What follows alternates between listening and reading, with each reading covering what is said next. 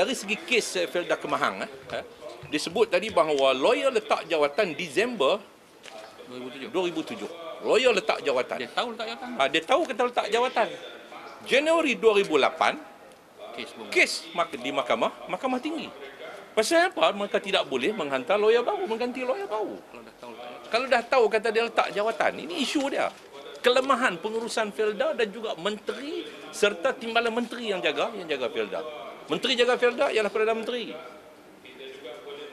Kemudian kes mahkamah rayuannya ialah pada Ogos. Mahkamah rayuan.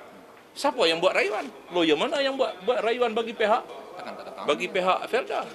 Sepatutnya mestilah ada lawyer baru yang dilantik oleh Felda. Lawanlah. Ini saya katakan bahawa menyalah kepada peguam yang tak datang itu menunjukkan kelemahan pihak Felda lah. Kelemahan tak dapat nak mencari ganti seorang peguam. Ya, sila, Timbalan Menteri kan. Sepatutnya Felda boleh mencari seorang peguam baru. 2007 letak jawatan, 2008 tak boleh cari ganti. Jumpa di Galas ya. Jadi bawa Timbalan Menteri yang lawyer buruk. Bagi saya ni Timbalan Menteri lawyer buruk, bukan seorang lawyer yang qualified. Dia hanya seorang lawyer yang lawyer buruk. Dia menjelaskan kes tu 2 hari, 13 dengan 14 Januari. Lawyer tak datang 13. Dia kata lawyer tak datang dan kes proceed juga. Tentulah lepas itu kalau kes tu masih lagi berterusan sampai ke peringkat rayuan, tentu dah ada lawyer, tentu sudah berlawan. Takkan lawyer datang dengar saja. Ya. Jadi bila kalah tu artinya kalah lah. Maksudnya bukan kerana kes lawyer tak datang. Lawyer dalam rayuan, saya yakin lawyer Felda telah memberikan segala hujah, tetapi kalah juga. Tapi tak mengaku kalah, ya. Dan akhirnya dikatakan lawyer ini akan dibawa ke majlis, akan dirujuk ke majlis peguam, ya. Sedangkan beliau mengaku lawyer telah letak jawatan.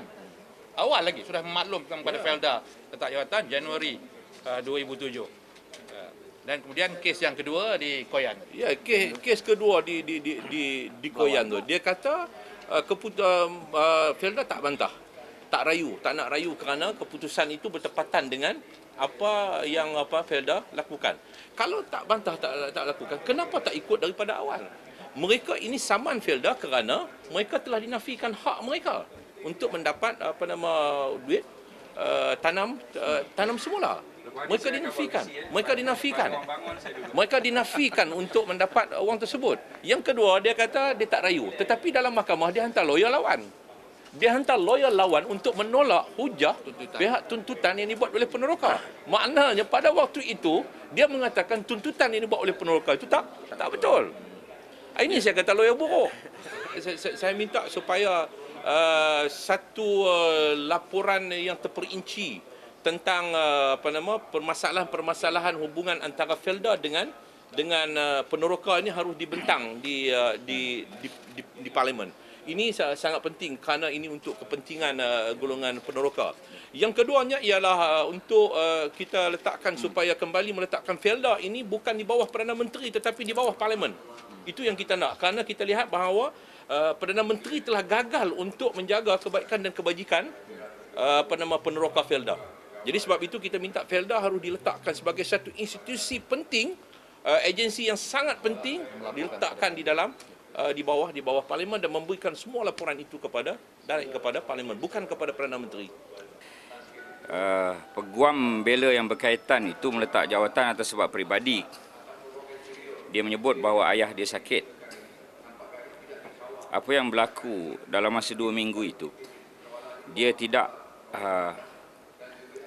menulis dalam main diary firma peguam yang berkaitan bahawa ada kes yang berkaitan didengar pada 13 dan 14 Januari.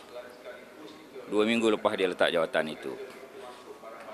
Ini ialah mungkin sebab peribadi atau professional negligence, ya.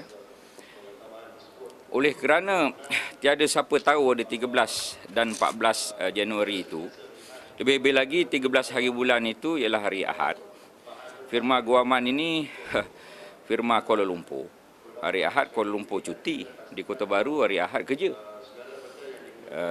Kita tidak mempertikaikan keputusan hakim. Hanya menangguhkan kes itu sejam, tak silap saya. Daripada pukul 9, nampak tidak ada wakil Felda, ditangguh pukul 10 ya. Sedangkan kes itu patut didengar 13 dan 14. Memanglah besar harapan kami sekarang ini kalau boleh kes itu tangguhlah 14 hari bulan ya. Tapi tak apa, itu telah diputuskan begitu dan hakim punya hak.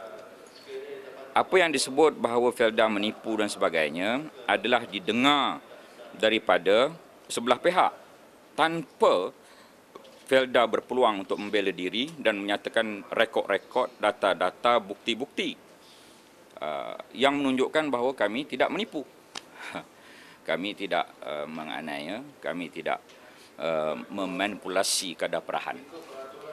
Tidak didengar pandangan sebelah Felda itu dan diputuskan hanya mendengar daripada semua peneroka yang menuduh Felda. Itu sebenarnya yang berlaku.